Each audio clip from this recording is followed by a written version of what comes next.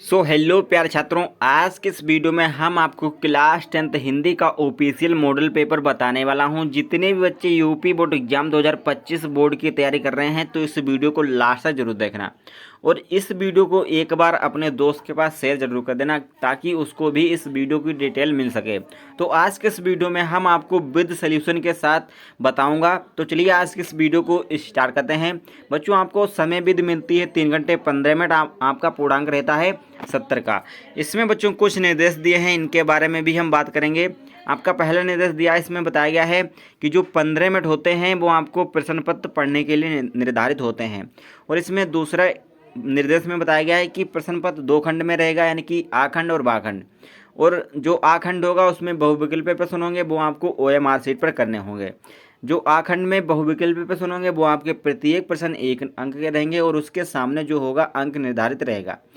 Next आपका बताया गया है कि OMR शीट पर उत्तर अंकित किए जाने के पश्चात उसे काटे ना और इरेज ना करें एवं व्हाइटनर आदि का प्रयोग ना करें, क्योंकि ये जो आपकी OMR शीट वाली कॉपी होती हैं ये कंप्यूटर से चेक होती हैं। नेक्स्ट बच्चों, आपका इसमें बताया गया कि प्रत्येक क्वेश्चन के सम्मुख उनके निर्धारित अंक दिए जाते हैं, यानी कि ये आपका क्वेश्चन है, इसके सामने अगर ये 2 नंबर का है तो 2 नंबर लिखे रहेंगे, अगर ये 5 नंबर का है क्वेश्चन आपका तो 5 नंबर लिखे रहेंगे। इसके सम्मुख ही आपको अंक निर्धारित दिए होते हैं। तो चलिए आज के इस वीडियो को स्टार्ट करते हैं बिना देरी के हुए। सबसे पहले हम 20 नंबर को कवर करेंगे, क्योंकि जो आपके बहुविकल्पी प्रश्न आते हैं वो आपके 20 नंबर के आते हैं। सबसे लंबी खीर यही है। तो चलिए आज के इस वीडियो को, इस खीर को पकाते हैं। तो चलिए आज के इस वीडियो को स्टार्ट करते हैं। आपका पहला प्रश्न दिया है, इसमें बताया गया कि बाबू गुलाब राय किस युग के लेखक हैं। तो बच्चों, बाबू गुलाब राय जो हैं वो किस युग के लेखक हैं? भारतेंदु युग के, या फिर द्विवेदी युग के, या फिर शुक्ल युग के, या फिर शुक्लांतर युग के। तो बच्चों, बाबू गुलाब राय जी जो लेखक हैं वो बच्चों आपके द्विवेदी युग के लेखक हैं। इसमें आपका बी वाला राइट आंसर हो जाएगा। नेक्स्ट बच्चों, आपको बताया गया कि चिंतामणि किस विधा की रचना है। बच्चों, चिंतामणि जो है वो आपकी किस विधा की रचना है? फर्स्ट दिया है निबंध, या फिर कविता, या फिर नाटक, या फिर कहानी। तो बच्चों आपको बताना है कि चिंतामणि किस विधा की रचना है। तो बच्चों, चिंतामणि जो है आपकी वो है कि निबंध विधा की रचना है। इसमें आपका फर्स्ट वाला राइट आंसर हो जाएगा। चिंतामणि बच्चों निबंध विधा की रचना है। नेक्स्ट बच्चों, आपका बताया गया है कि गबन किसकी रचना है। जो बच्चों गबन है वो किसकी रचना है? मुंशी प्रेमचंद जी की, या फिर जयशंकर प्रसाद जी की, या फिर निराला जी की, या फिर हरिकृष्ण प्रेमी की। तो बच्चों जो गबन है, गोदान गबन सेवा सदन, ये बच्चों है मुंशी प्रेमचंद जी की रचना। इसमें आपका फर्स्ट वाला राइट आंसर हो जाएगा, आपको ध्यान रखना है। नेक्स्ट बच्चों, आपका बताया गया है शुक्ल युग की समय अवधि, यानी कि शुक्ल युग की जो समय सीमा है वो कितनी है। तो बच्चों शुक्ल युग की जो समय सीमा है 1919 से 1938 ईस्वी तक है। इसमें आपका बी वाला राइट आंसर हो जाएगा। कितनी है बच्चों? 1919 से 1938 ईस्वी तक। नेक्स्ट बच्चों, आपका बताया गया है कि नीड़ का निर्माण फिर किस विधा की रचना है, यानी कि नीड़ का निर्माण फिर किस विधा की रचना है। फर्स्ट दिया है आपका जीवनी, या फिर आत्मकथा, या फिर साक्षात्कार, भेंट वार्ता, या फिर रेखाचित्र। तो बच्चों नीड़ का निर्माण वो आपकी है बच्चों आत्मकथा विधा की रचना। इसमें आपका दूसरा राइट आंसर हो जाएगा। किस विधा की रचना है? आत्मकथा विधा की रचना है। नेक्स्ट बच्चों, आपका बताया गया प्रिय प्रवास किस युग की रचना है। तो बच्चों प्रिय प्रवास जो है वो आपके किस युग की रचना है? फर्स्ट दिया है द्विवेदी युग की, या फिर भारतेंदु युग की, या फिर प्रगतिवादी युग की, या फिर छायावादी युग की। तो बच्चों प्रिय प्रवास जो आपकी रचना है वो आपकी द्विवेदी युग की रचना है। इसमें आपका फर्स्ट वाला राइट आंसर हो जाएगा। द्विवेदी युग की जो रचना है वो आपकी बच्चों प्रिय प्रवास रचना है। नेक्स्ट बच्चों, आपका बताया गया है कि मधुशाला किसकी रचना है। जो बच्चों मधुशाला है वो किसकी रचना है? रामधारी सिंह दिनकर जी की, या फिर हरिओं जी की, या फिर हरिवंश राय बच्चन की, या फिर सुमित्रानंद पंत की। तो बच्चों जो मधुशाला है वो आपकी किसकी रचना है? वो है हरिवंश राय बच्चन की। इसमें आपका तीसरा राइट आंसर हो जाएगा। हरिवंश राय बच्चन द्वारा लिखित रचना है मधुशाला रचना। नेक्स्ट बच्चों, आपका बताया गया है कि भारत भारती किसकी रचना है। जो बच्चों भारत भारती है वो किसकी रचना है? सियाराम शरण गुप्त की, या फिर मैथिली शरण गुप्त की, या फिर जयशंकर प्रसाद की, या फिर महादेवी वर्मा की। तो बच्चों आपको बताना है कि भारत भारती वो है आपकी किसकी रचना है। तो बच्चों भारत भारती जो रचना है वो आपकी मैथिली शरण गुप्त की रचना है। इसमें आपका बी वाला राइट आंसर जाएगा। नेक्स्ट बच्चों, आपका बताया गया है, इसमें बताया गया कि आधुनिक काल कब से कब तक है, यानी कि जो आधुनिक काल है वो कब से कब तक है। तो बच्चों आधुनिक काल जो है वो 1843 से अब तक चल रहा है। 1843 से अब तक आधुनिक काल की रेल चल रही है। नेक्स्ट बच्चों, आपको बताया गया है कि मतीराम किस युग के कवि हैं। जो बच्चों मतीराम हैं वो किस युग के कवि हैं? आधुनिक काल के, या फिर आदिकाल के, या फिर भक्त काल के, या फिर रीत काल के।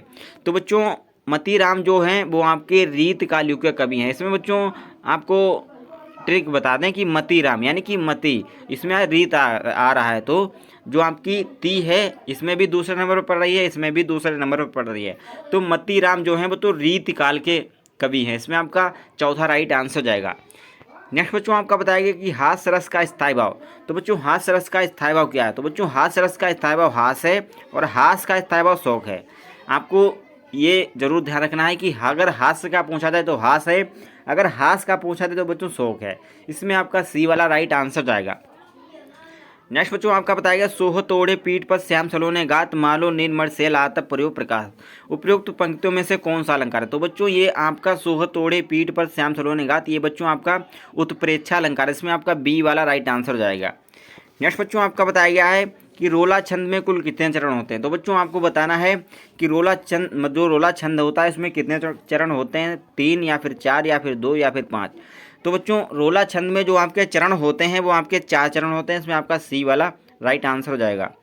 नेक्स्ट बच्चों आपका बताया गया है कि आकर्षण शब्द किस उपसर्ग से प्रयोग किया गया है? जो आकर्षण शब्द है बच्चों वो आपका अक उपसर्ग से उपयोग किया गया है। इसमें आपका सी वाला राइट आंसर जाएगा। नेक्स्ट बच्चों आपका बताया गया है कि रचना के आधार पर वाक्य कितने प्रकार के होते हैं? तो बच्चों वाक्य आपके मुख्य रूप से 3 ही प्रकार के होते हैं, चाहे रचना के आधार पर चाहे किसी के आधार पर।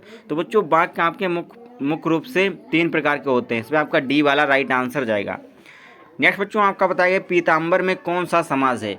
तो बच्चों पीताम्बर में आपका बहुब्रीहि समास छिपा होता है। इसमें आपका सी वाला राइट आंसर जाएगा।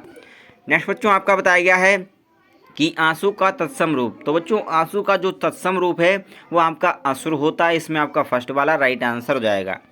नेक्स्ट बच्चों आपका बताया गया है कृत्यवाच्य की प्रधानता, यानी कि कृत्यवाच्य की जो प्रधानता है वो क्या है? तो बच्चों कृत्यवाच्य की जो प्रधानता होती है वो आपकी कर्ता की प्रधानता होती है। इसमें आपका फर्स्ट वाला राइट आंसर हो जाएगा। नेक्स्ट बच्चों आपका बताया गया है कि ताभ्या शब्द में विभक्ति एवं वचन। तो बच्चों ताभ्या शब्द में जो विभक्ति एवं वचन होता है चतुर्थ पंचम और तृतीय होती है। तो बच्चों इसमें आपकी चतुर्थ पंचम तो दी नहीं गई लेकिन तृतीय दी गई है। तो इसमें आपका डी वाला राइट आंसर जाएगा। जो होगी आपकी चतुर्थ विभक्ति और बहुवचन होगी ताभ्या शब्द में। नेक्स्ट बच्चों आपका बताया गया है कि निम्नलिखित में से सर्वनाम है। तो बच्चों आपका सर्वनाम है वह। इसमें आपका सी वाला राइट आंसर हो जाएगा। वह जो है आपका एक सर्वनाम है।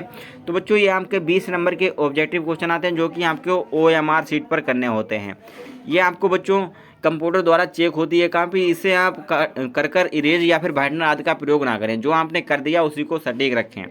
तो बच्चों ये आपके क्लियर हो गए होंगे। अब आपके वर्णनात्मक प्रश्न आते हैं, वो आपके 50 नंबर के आते हैं जो आपके खंड बा में दिए होते हैं। ये बच्चों आपको कॉपी पर लिखना होता है, इनके क्वेश्चन आंसर देने पड़ते हैं। तो बच्चों पहला दिया है कि निम्नलिखित पद्यांशों पर आधारित 3 प्रश्नों के उत्तर देना। बच्चों ये जो आपका पैराग्राफ है पद्यांश का, इसमें आधारित यानी कि इसी को पढ़कर आपको 3 क्वेश्चनों का आंसर देना है और प्रत्येक क्वेश्चन 2 नंबर का रहेगा, यानी कि 2-2 नंबर का रहेगा। और इसमें संदर्भ सहित आपको क्वेश्चन का आंसर देना है। फर्स्ट दिया है उपयुक्त गद्यांश का संदर्भ लिखिए कि ये जो आपका पैराग्राफ है हिंदी के पदांश से लिया गया फिर गद्यांश से लिया गया, इसके लेखक कौन है, ये किस पाठ से आधारित है, ये आपको बताना है। नेक्स्ट बच्चों आपका बताया गया है कि गद्यांश कि रेखाचित अंश की व्याख्या करनी है, यानी कि जिसके नीचे अंडरलाइन है इसकी आपको व्याख्या करनी है। 2 नंबर इसके मिलेंगे। नेक्स्ट आपका दिया है लेखक के अनुसार समाज में विभिन्नता देखकर लोग एक दूसरे की तरफ आकर्षित होते हैं, क्यों होते हैं? तो बच्चों यहाँ आपको पढ़ लेना है, यहाँ में आपको मिल जाएगा। यहाँ पर आपको पढ़ना है और जो लोग आकर्षित होते हैं वो क्यों होते हैं आपको पूरा पैराग्राफ में मिल जाएगा, बाहर से कुछ नहीं होता है। अगर आपको ये नहीं आ रहा है तो अथवा में भी दिया है, आपको चांसेस मिलता है अथवा में भी कर सकते हैं आप। इसमें भी आपको पैराग्राफ वही आपका पैटर्न रहेगा, 3 क्वेश्चन दिए होंगे, आपका प्रत्येक क्वेश्चन 2 नंबर का रहेगा और आपका 6 नंबर का रहेगा। इसमें भी आपको सेम पैटर्न करना है, रेखाचित अंश की व्याख्या और संदर्भ लिखना है और एक क्वेश्चन अलग से दिया होता है जो आपका पैराग्राफ में छिपा होता है उसका आंसर, ये भी आपको कर देना है। नेक्स्ट बच्चों आपका दिया है पद्यांश पर आधारित 3 प्रश्नों के उत्तर। इसमें भी बच्चों आपको व्याख्या करनी पड़ती है, ज़्यादा खिचड़ी नहीं पकानी पड़ती है। इसमें भी आपको 6 नंबर मिल जाते हैं। इसमें बच्चों 3 क्वेश्चन होते हैं आपके। उपयुक्त मतलब आपको संदर्भ लिखना है पद्यांश का और रेखाचित अंश की व्याख्या करनी है और उपयुक्त पंक्तियों में से कौन सा अलंकार है, इस पंक्तियों को पढ़कर आपको पहचानना है कि कौन सा अलंकार है। अथवा में भी बच्चों दिया होता है, ये नहीं आ रहा है तो ये भी कर सकते हैं, इसका स्क्रीनशॉट ले लीजिएगा क्योंकि ये इससे रिलेटेड आएंगे क्योंकि ऑफिशियल मॉडल पेपर है। 3 क्वेश्चन इसमें भी होते हैं, 6 नंबर के होते हैं बच्चों, 2-2 नंबर का हर एक क्वेश्चन होता है। नेक्स्ट बच्चों आपका संस्कृत की व्याख्या यानी कि संस्कृत को हिंदी में अनुवाद करना संदर्भ सहित। तो बच्चों इसमें भी 2 आपके रहते हैं अथवा में, अगर आपका ये नहीं आपको आ रहा है तो ये कर सकते हैं, ये आपको बच्चों 5 नंबर का मिलता है। नेक्स्ट आपका बताया गया है, ये भी आपको हिंदी में अनुवाद करना होता है, श्लोक होता है जो आपका दिए गए संस्कृत पद्यांश में से किसी एक का संदर्भ हिंदी में अनुवाद कीजिए, यानी कि संदर्भ सहित हिंदी में अनुवाद करना है। 5 नंबर इजीली आपको मिल जाएंगे। नेक्स्ट बच्चों आपका बताया गया है कि अपने पठित काव्यखंड के आधार पर निम्नलिखित में से किसी एक का उत्तर दे दीजिएगा। जो आपने पढ़ा है स्वयं उसी को आपको उत्तर देना है। आपके ज़िले में जो आता है वो आपको मॉडल पेपर में मिल जाएगा, वहाँ से देख लें और याद कर लें, तैयार कर लें। मातृभूमि का बच्चों शाहजहाँपुर, पीलीभीत, बरेली, बीसलपुर इत्यादि जिलों में आता है। आप देख लें अपने मॉडल में, वहाँ से आप तैयार कर लें। नेक्स्ट आपका बताया गया दिए गए लेखों में से किसी एक लेखक का जीवन परिचय देते हुए उनकी प्रमुख रचना का उल्लेख करना है। बच्चों किसी भी एक लेखक का जीवन परिचय आपको लिख देना है। डॉक्टर राजेंद्र प्रसाद या फिर जयशंकर प्रसाद या फिर आचार्य रामचंद्र शुक्ल, 5 नंबर आपको इजीली मिल जाएंगे किसी एक का। और प्रमुख आपकी उनकी रचना लिखनी, रचना आपको ज़्यादा नहीं लिखनी है, 5 लिखनी है। और जो आपको उसका जो जीवन परिचय लिखना है लेखक का, तो आपको ज़्यादा से ज़्यादा 60 शब्द होने चाहिए, ज़्यादा नहीं होने चाहिए। 80 से कम होने चाहिए, ज़्यादा नहीं होना चाहिए। ज़्यादा बच्चों गड़बड़ नहीं करना है क्योंकि समय आपका कम होता है। नेक्स्ट आपका दिए गए कवियों में से किसी एक का जीवन परिचय लिखते हुए उनकी प्रमुख रचना पर मतलब उल्लेख कीजिए। आपको 5 नंबर मिल जाएंगे। गोस्वामी तुलसीदास या फिर सुमेधानंद पंत या फिर महाकवि सूरदास। तो बच्चों आपको बार बार कह रहा हूँ, आपको ज़्यादा शब्द नहीं लिखने हैं। आपको रचना ज़्यादा से ज़्यादा 5 से 6 मेन में रचना लिखनी है और आपको कम शब्दों में ही इस जीवन परिचय को समाप्त करना है। नेक्स्ट बच्चों आपका बताया गया कि अपनी पाठ्य पुस्तक में से कोई एक श्लोक को लिखना है जो इस क्वेश्चन पेपर में ना आई हो, यानी कि जो श्लोक इस क्वेश्चन पेपर में ना आई हो, जो आपने याद करी हो, उसी को आपको लिखना है। इजीली आपको 2 नंबर मिल जाएंगे। नेक्स्ट बच्चों आपका बताया गया है कि निम्नलिखित में से किन्हीं 2 प्रश्नों के उत्तर दीजिए संस्कृत में, यानी कि जो आपके संस्कृत के 4 क्वेश्चन रहेंगे, इसमें से किसी 2 का ही आपको क्वेश्चन को उत्तर दे देना है। 2 नंबर इजीली आपको मिल जाएंगे। और बच्चों ये आपके इजीली सरल आते हैं। अगर आपको नहीं पता है तो इसकी वीडियो ऑलरेडी बन चुकी है। 15 क्वेश्चन आंसर हैं, इससे बाहर कुछ नहीं फंसता है। आपको लिंक डिस्क्रिप्शन में मिल जाएगी, जाकर देख लें।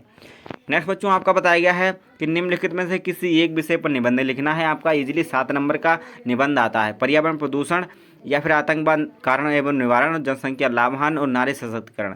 ये बच्चों मोस्ट इंपोर्टेंट है, पर्यावरण एवं प्रदूषण और नारी सशक्तिकरण। ये 2 बच्चों याद कर लो, इससे बाहर कुछ नहीं आएगा। नेक्स्ट आपका बताया गया कि अपनी विषय रुचियों का उल्लेख करते हुए अपने मित्र पर एक पत्र लिखना है, अथवा या फिर दिया है मध्य प्रदेश यानी कि उत्तर मध्य रेलवे में से किसी शिकायती पत्र के लिए, यानी कि टिकट निरीक्षक द्वारा किए गए अभद्र व्यवहार, यानी कि टिकट निरीक्षक द्वारा गलत व्यवहार किए गए, उसके लिए एक शिकायत पत्र लिखना है। ये आपको लेटर यानी कि ये तैयार कर लेने हैं। अगर आपको नहीं अभी तक तैयार हैं तो कमेंट में बता दीजिएगा, वीडियो ऑलरेडी बन जाएगी। तो तब के लिए जय हिंद, मिलता है नेक्स्ट वीडियो में। अगर वीडियो अच्छी लगे तो लाइक करें, चैनल पर नए तो सब्सक्राइब जरूर कर लें।